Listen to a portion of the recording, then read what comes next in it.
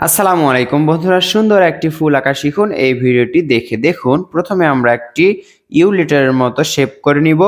এরপর এর মাঝে দেখুন উপর দিকে গোল গোল করে ছোট বড় বা একই সমান করে লাগালাগি অবস্থায় কিছু বৃত্ত বা গোল চিহ্ন আঁকবো।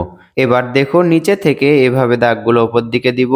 এই তো একটু ঘুরে ঘুরে যেরকম ইউ শেপটা আছে সেরকম করেই ভাঁজ করে আমরা দাগগুলো তুলে দিব।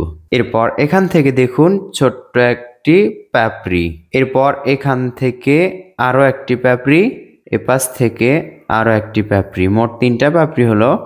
এই তো 4টা 5টা 6টা, এই পাশে আরো একটা, 7টি পাপড়ি দিয়ে ফুলের অংশ। এবার দেখুন এই পাশে আমরা আরো একটি পাপড়ি আঁকবো। এভাবে ইচ্ছা মতো আপনি পাপড়ি আঁকবেন।